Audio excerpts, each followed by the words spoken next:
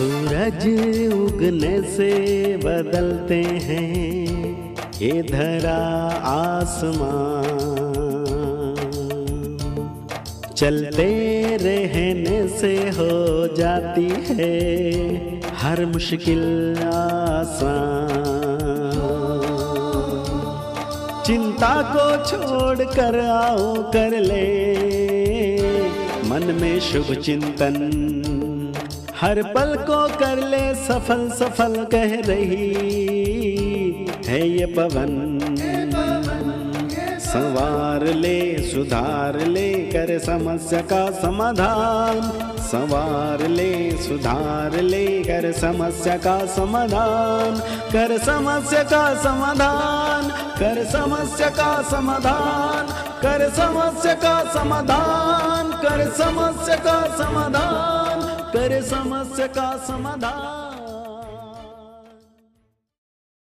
नमस्कार, आदाब, सत श्री अकाल मित्रों। समाधान कार्यक्रम में एक बार पुनः आप सभी का हार्दिक हार्दिक स्वागत है। मित्रों, पापा ऑफिस में बैठकर काम कर रहे थे। अचानक टेलीफोन की घंटी बजी। उनकी बेटी के स्कूल से फ़ोन था। प्रिंसिपल ने कहा कि आपकी बहुत प्यारी बेटियां जो कि हमारे स्कूल में पढ़ती है अब वो इस संसार में नहीं रही। पिता को एकाएक विश्वास नहीं हुआ कि ऐसा कैसे हो गया। थोड़ी देर तो वो शून्य स्थिति में थे। आनन फानन में वो स्कूल पहुँचे और देखा बात सत्य थी, अब उनकी लाडली इस दुनिया में नहीं थी। पिता बहुत उदास रहने लगे। 1 मास के बाद उन्हें स्वप्न आया। उन्होंने देखा कि फरिश्तों के लोक में बहुत सारे फरिश्ते उड़ रहे हैं और हर एक के हाथ में कैंडल है। उनकी बिटिया भी फरिश्ता बनकर उड़ रही थी, लेकिन उसका कैंडल बुझा हुआ था। पापा नज़दीक गए और पूछा कि बेटा, सभी फरिश्तों के कैंडल्स तो जल रहे हैं, आपका कैंडल क्यों बुझा हुआ है? तो उनकी बिटिया ने बहुत प्यार से कहा कि पापा, ये मेरे सारे फ्रेंड्स बहुत अच्छे हैं, बार बार ये मेरा कैंडल जलाते हैं, लेकिन चूँकि आप लगातार रोते रहते हो, मेरे लिए दुखी रहते हो कि पता नहीं मेरी बिटिया कैसी होगी, क्यों मुझे छोड़कर चली गई, तो चूँकि आप लगातार रोते हो तो आपके आंसू मेरे कैंडल को बुझा देते हैं। इसलिए पापा आप रोया मत करो, मैं बहुत खुश हूँ, मैं प्रसन्न हूँ। पापा की जब आँखें खुली, उन्हें लगा कि सचमुच मेरे दुख से मेरी बिटिया दुखी हो रही है, इसलिए मुझे दुखी नहीं होना है, लेकिन उसके लिए शुभ वाइब्रेशंस भेजने हैं। यही चर्चा हम कल भी कर रहे थे। जीवन में हम अपनों को खोना नहीं चाहते हैं, लेकिन ये भी सत्य है कि जो आया है उसे जाना है। कोई अपना समय पूर्ण करके जाता है तो कोई पहले चला जाता है, लेकिन हमारा सच्चा प्यार तब है जब हम उनके लिए बहुत अच्छे वाइब्रेशंस भेजें, सुख के वाइब्रेशंस, शांति के वाइब्रेशंस, ताकि वो आत्मा जहाँ भी रहे सुखी रहे, शांत रहे। हमारा दुख तो उन्हें दुखी ही करता है। आइए आज की इस कड़ी में भ्राता जी का अभिनंदन करते हुए शुरुआत करते हैं। भ्राता जी, आपका हार्दिक स्वागत है। थैंक्स। कल की चूँकि ये बातें हमारी हुई थी तो बहुत सारे लोगों ने और भी चर्चाएं की, तो ये एक सुंदर बात किसी ने कही थी जिससे मैंने कहा कि आज के सत्र की शुरुआत करो। क्या बहुत ही अच्छी बात है कि सचमुच मनुष्य एक दूसरे से थ्रू वाइब्रेशंस जुड़ा रहता है जी। और पापा के दुखों के आंसू उसके दीपक को बुझा रहे हैं। बहुत ही अच्छा एग्जाम्पल है। सभी इस बात को ध्यान रखेंगे कि जाने वाला तो चला गया है, लेकिन अब उसको सुखी देखना, उसको शांत में देखना, ये हमारा परम कर्तव्य है। इसलिए हम उसे दुख के वाइब्रेशंस न भेज के शांति के वाइब्रेशंस भेजेंगे तो दिवंगत आत्मा भी सुखी रहेगी और हमारा चित्त भी शांत हो जाएगा। बिल्कुल। लेकिन भ्राता जी, कई बार चूँकि ऐसा नहीं हो पाता है, ऐसे तमाम लोगों के लिए जिनके बच्चे चाहे वो बहुत छोटे थे चाहे यंग एज में थे, उन सब के लिए आप क्या संदेश देंगे? देखिए, ये बात तो करोड़ों के साथ हुई है और होती रहती है। ये कोई 2-4 की घटना नहीं है, जहाँ तहाँ हो रहा है और युवक जा रहे हैं बहुत ज़्यादा। मैं सबको ये कहना चाहूँगा कि ये सब कर्मों का खेल है। इसको लोग आम भाषा में कहा करते हैं कर्ज था इतना, उसका कर्ज पूरा हो गया, अब उस आत्मा को जाना ही है। तो ये संसार एक सुंदर नाटक है। इसमें हर आत्मा का अपना अपना पार्ट है। किसी को किसी समय जाना है, किसी को किसी समय, और ये पार्ट फिक्स हुए हैं कर्मों के बंधनों के अनुसार।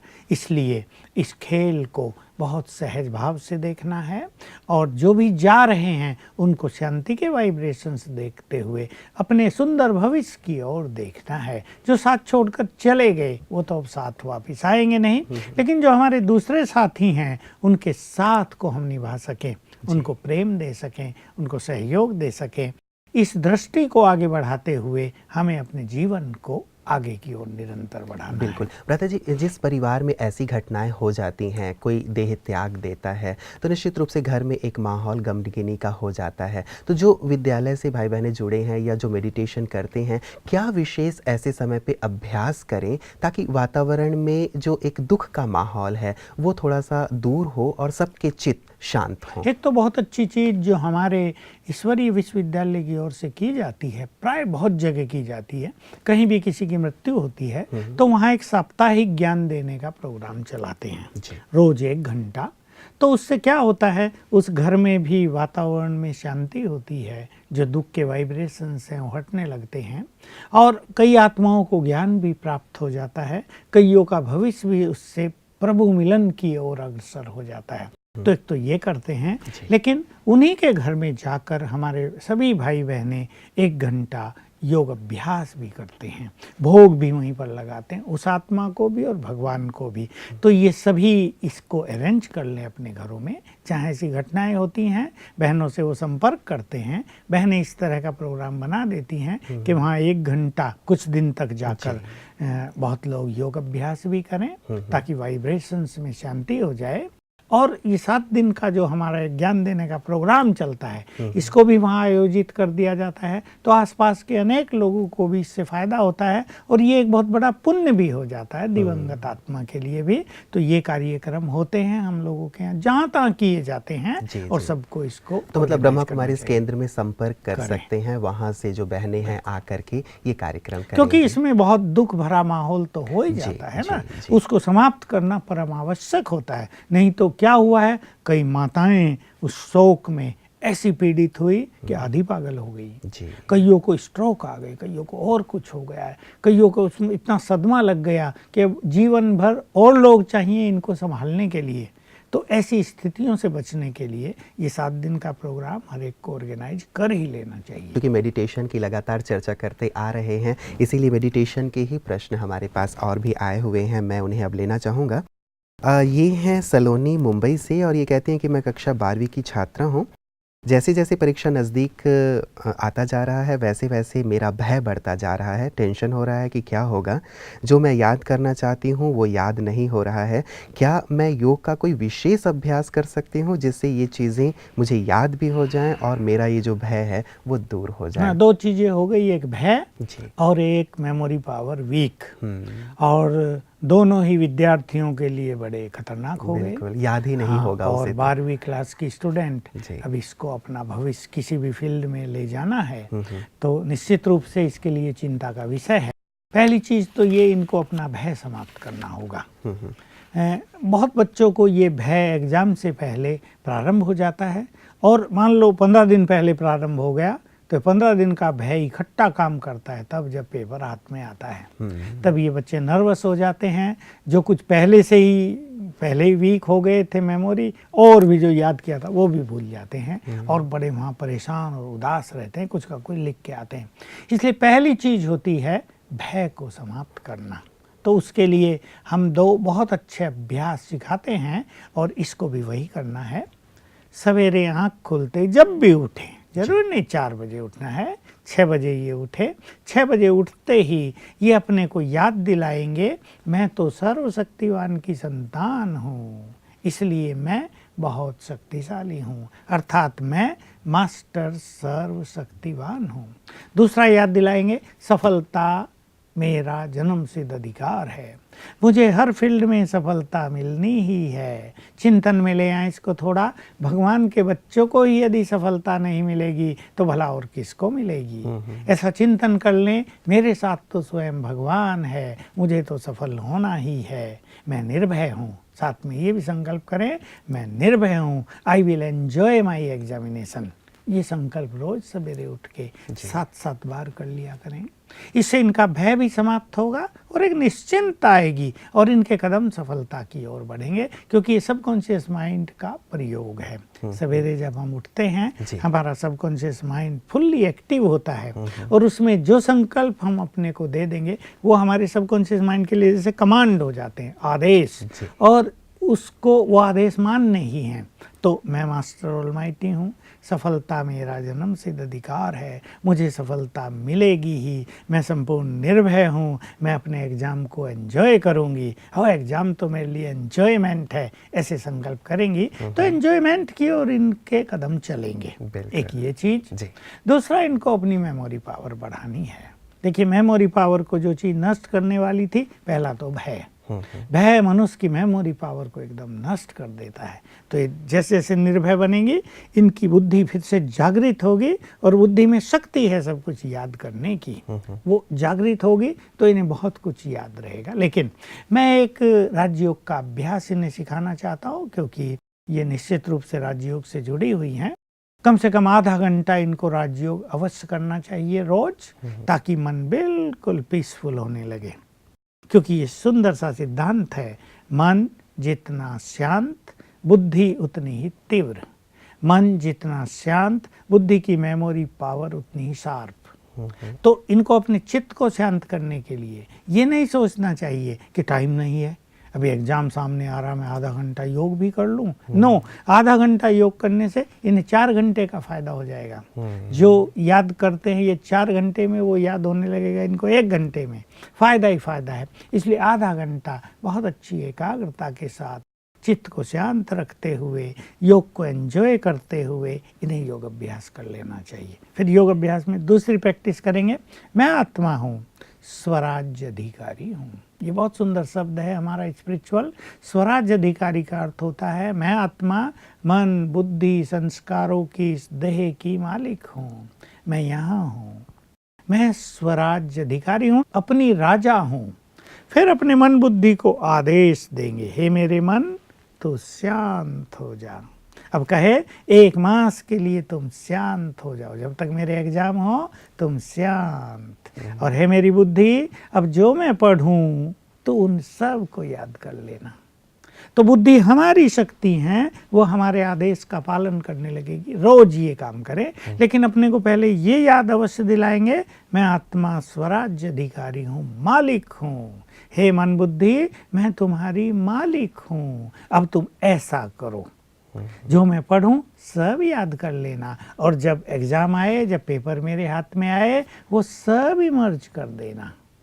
ये अभ्यास इनको रोज 2 बार अवश्य कर लेना है, सवेरे और जब फिर स्टडी चालू करें।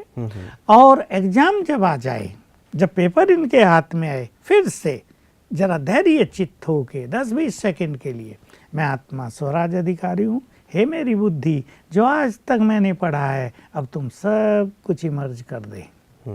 तुम्हारे पास इन सभी प्रश्नों के सुंदर उत्तर हैं, अब उसे इमर्ज कर।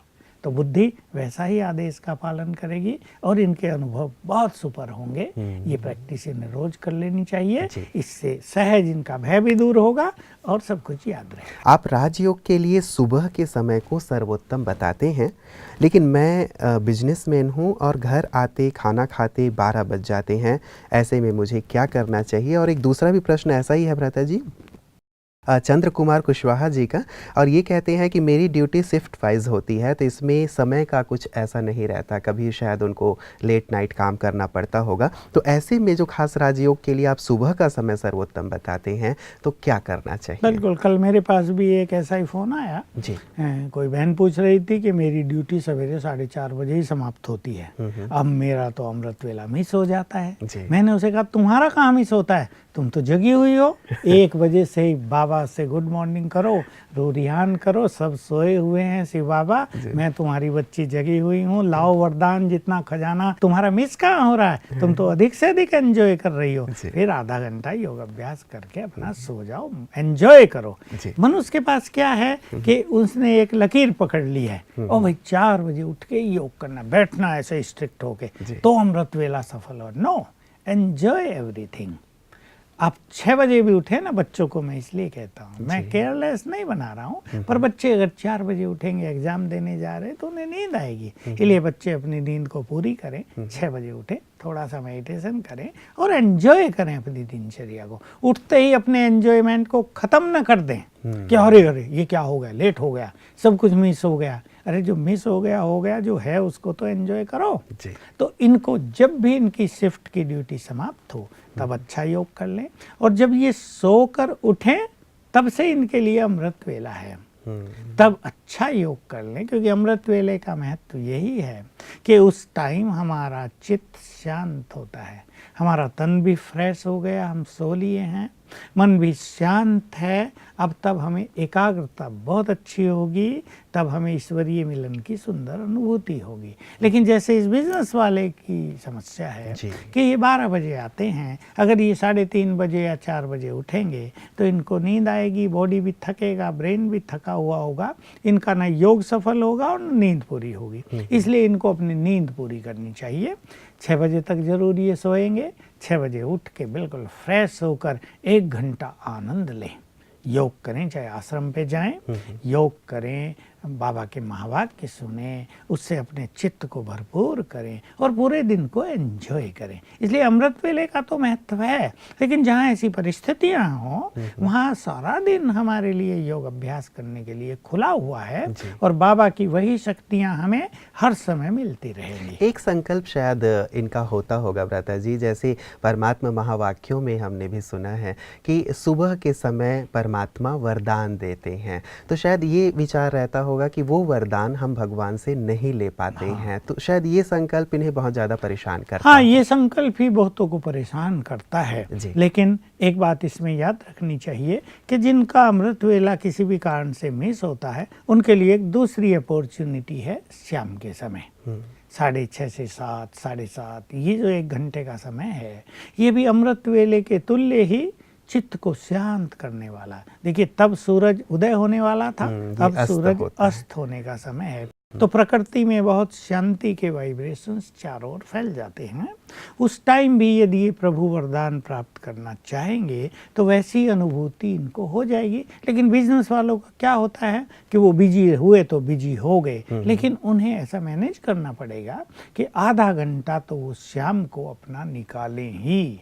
इसको भी उन्हें महत्व देना चाहिए कि राजयोग की प्रैक्टिस, प्रभु मिलन के अनुभव उनके बिजनेस के लिए भी और उनके व्यक्तिगत जीवन के लिए भी, उनकी फैमिली के लिए भी बहुत सहायक सिद्ध होंगे। तो इनको सपोर्टिंग चीज मानते हुए महत्व देकर 1 आधा घंटा का समय चाहे अपने घर में करें चाहे सेंटर में जाके करें, अवश्य निकालना चाहिए। चलिए इनकी बात तो रही भ्राता जी कि ये देर से आते हैं, देर को सोते हैं, लेकिन कईयों के ऐसे भी फ़ोन कॉल आते हैं कि हम ठीक टाइम पे सो जाते हैं, 10 बजे सो जाते हैं, 10:30 तक सो जाते हैं, फिर भी हम सुबह नहीं उठ पाते हैं। हम लाख कोशिश कर लें कि हम सुबह उठें, उठ करके राजयोग का अभ्यास करें, लेकिन ये हमसे नहीं हो पाता। ऐसे लोगों को क्या सजेस्ट करेंगे आप? ऐसी भी समस्या बहुतों की आती है जी। इसमें उन्हें देख लेना चाहिए 2-4 चीज़ें कि बॉडी कहीं वीक तो नहीं है उनका, कहीं डायबिटीज़ तो बढ़ी हुई नहीं, कहीं ब्लड प्रेशर लो तो नहीं हो गया, कहीं और ऐसी बीमारी तो नहीं जो उन्हें सुलाए रखती है, जो उन्हें सुस्त करती है। दूसरी चीज़, रात को किया गया भोजन कहीं ऐसा तो नहीं वो डाइजेस्ट नहीं हो रहा है, वो भारी पड़ गया है। जब भारी भोजन होता है, जब पाचन ठीक से भोजन का नहीं होता तो शरीर में गैसेज बन जाती हैं, कब्जी होती है, वो सवेरे सुस्त कर देता है, वो सोने के लिए बाध्य कर देता है। तीसरी चीज़ ये चेक करें कि उनकी नींद साउंड हो। अगर स्वप्न भरी नींद है, अभी 10 बजे सो भी गए, 4 बजे तक 6 घंटे का टाइम है, पर्याप्त समय है नींद के लिए, लेकिन स्वप्न भरी नींद है तो भी उठने को मन नहीं करेगा। लेकिन ये तो उनके हाथ में नहीं, सब कुछ अपने हाथ में किया जा सकता है। तो अपने पेट को ठीक करेंगे तो स्वप्न बहुत कम आएंगे, साउंड स्लीप हो जाएगी। इन सब का नाता पेट से है। जिनका पेट खराब रहता है, एसिडिटी बहुत है, गैसेज बहुत है, कब्जियत होती है, उनको स्वप्न बहुत आते हैं, वो इसमें ही रमते रहते हैं सारा दिन। क्या अंदर होता है ये हमें पता नहीं, नर्व पे दबाव पड़ता है या ब्रेन की कुछ सबकॉन्शियस माइंड में जो मेमोरी भरी वो एक्टिवेट हो जाती हैं किसी कारण से। पर हमने देखा कि अगर पेट को ठीक कर लिया जाए तो स्वप्न रहित नींद हो जाती है। लेकिन साथ में सबकॉन्शियस माइंड को कमांड देकर भी सोया जा सकता है। आज मेरी नींद स्वप्नों के बिना रहेगी, आज मुझे साउंड स्लीप आएगी, आज मैं गहरी नींद सोऊंगी। और 7 बार एक संकल्प भर दें, मैं 4 बजे बिल्कुल फ्रेश उठ जाऊंगा, मैं 4 बजे बिल्कुल फ्रेश उठ जाऊंगी। 2-3 दिन में अंतर दिखाई देगा। सबकॉन्शियस माइंड की पावर 4 बजे बिल्कुल उठाएगी और फ्रेश रखेगी, और तब योग अभ्यास बहुत अच्छा होगा। जी, अब लगता है व्रता जी इस पे भी हम लोगों को चर्चा करनी होगी कि क्या खाएं और क्या बिल्कुल, ना ये खाएं। तो बहुत बड़ा सब्जेक्ट है। कुछ लोग रात को चावल खाते रहते हैं, जी। चावल उन्हें भारी करता है। बिल्कुल। कुछ लोगों को चावल लाइट होता है, कईयों को दूध बहुत भारी करता कईयों को है। दूध भारी करता है, लेकिन उन्होंने सुना है सोने से पहले दूध पीना ही चाहिए। वो दूध पीते हैं, लेकिन वो उन्हें भारी कर देता है, गैस पैदा कर देता है, या रात को प्यास लगती है बहुत, वो 2-3 बार उठ जाते हैं। तो हर एक व्यक्ति को अपनी देह की प्रकृति के अनुरूप ये जानना पड़ेगा और खुद तय करना पड़ेगा कि वो क्या खाएं क्या न खाएं, कब खाएं, ये भी इम्पोर्टेंट है, कितना खाएं। इसलिए बी योर ओन डॉक्टर सबसे अच्छी बात है, क्योंकि किसी डॉक्टर को पता नहीं चल सकता। उनके पास तो एक सिंपल चीज होती है, भाई ये खाना अच्छा होता है, ये खाना नहीं अच्छा होता है। एक डॉक्टर कह रहे थे रात को ड्राई फ्रूट नहीं खाने चाहिए, भारी होते हैं। दूसरा कह रहा था नहीं, रात को पाचन शक्ति फुल्ली काम करती है, जितने चाहे ड्राई फ्रूट खाओ सब हजम हो जाएंगे। मैंने कहा भाई दूसरा ऑप्शन तो अच्छा लग रहा है। हाँ, खा तो लें पर वो भारी तो करते हैं। तो ये हर एक को अपना देखना पड़ेगा, कौन सी चीज फायदा कर रही, कौन सी चीज नुकसान, क्योंकि ये मोस्ट इंपॉर्टेंट है। कई लोग बिल्कुल नहीं खाते रात को कि भाई सवेरे उठेंगे, उनको भी तकलीफ होगी, शरीर में गैसेज बन जाएंगी, एसिड पैदा हो जाएगा, वो भी नहीं उठने देगा। इसलिए एक पर्याप्त डाइट, भूखे रहना भी अच्छा नहीं, भूखे रहने से ब्रेन वीक होगा, नींद भी अच्छी नहीं आएगी।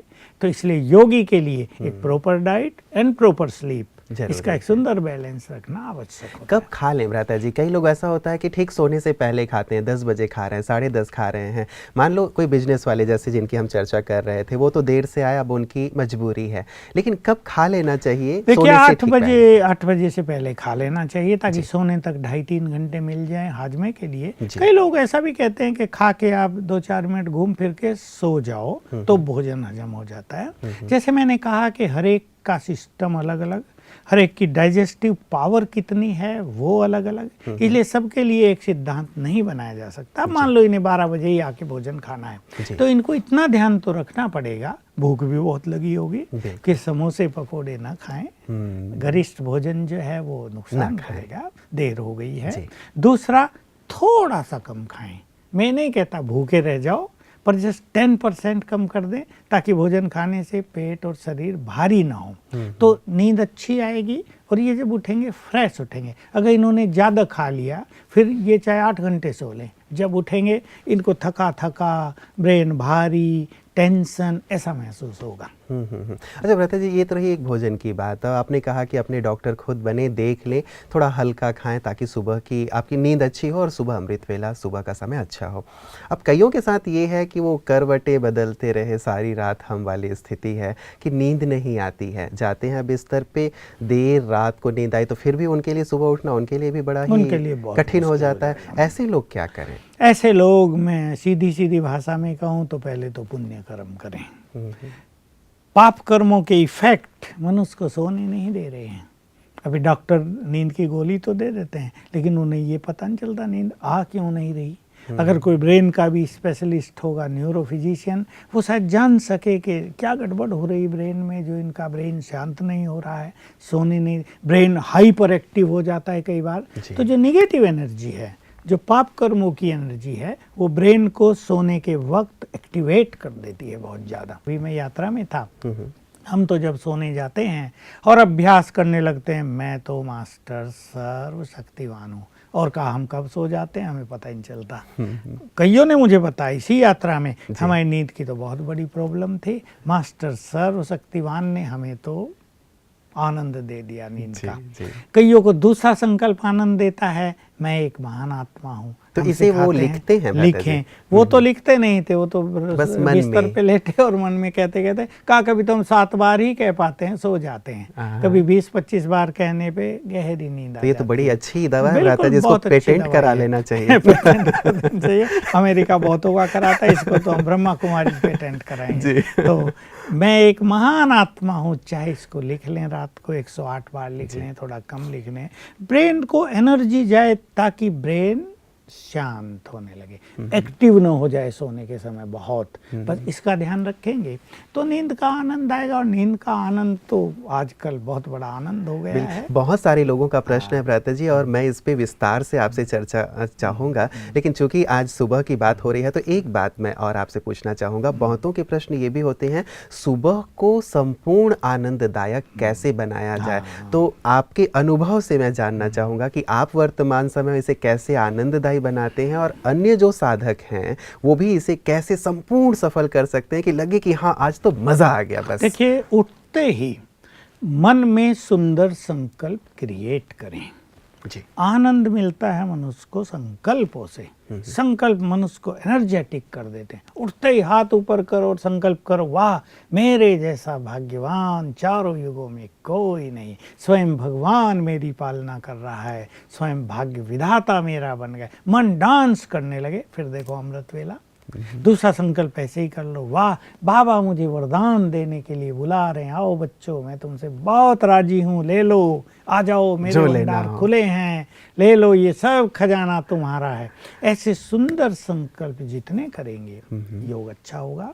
उसके बाद 5 स्वरूपों के अभ्यास से योग शुरू करना चाहिए। अनादि स्वरूप, आदि, देव स्वरूप, ब्राह्मण स्वरूप, फरिश्ता स्वरूप, इनको 2-3 बार याद कर लें, उसका चिंतन कर लें तो बुद्धि बहुत अच्छी एकाग्र हो जाती है। फिर पावरफुल योग करना इजी होता है। बिल्कुल। वैसे तो विषय बहुत बड़ा है भ्राता जी, तो आपके अनुभव भी जानना चाहेंगे अगली कड़ी में, और साथ ही और विस्तार से नींद पे, और खास करके सुबह की बात पे, क्योंकि ये दोनों ही समय बहुत इम्पॉर्टेंट है, रात को सोना और सुबह जागना।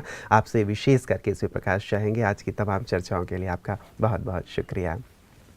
मित्रों, आप सब भी मेरे साथ साथ अनुभव कर रहे होंगे कि बहुत सुंदर प्रकाश हमें प्राप्त हो रहा है। अब तक बहुत सारी चीज़ों के बारे में जानकारी नहीं थी, योग के मार्ग पे तो हम चल पड़े हैं, लेकिन कैसे करना है, क्या करना है, क्या खाना है, क्या नहीं खाना है, जिसका सीधा प्रभाव हमारे मेडिटेशन पे पड़ता है, हमारी एकाग्रता पे पड़ता है, हमारे सिस्टम पे पड़ता है, इन सब चीज़ों की सुंदर चर्चा भ्राता जी कर रहे हैं। प्रकाश मिलता जा रहा है, अप्लाई करते चलिएगा। बहुत अच्छा रहता है कि जितना ज़्यादा हम उन्हें अपने जीवन में लाते हैं, अपने अनुभव से सीखते जाते हैं कि सचमुच ये कितना ज़्यादा फ़ायदेमंद है।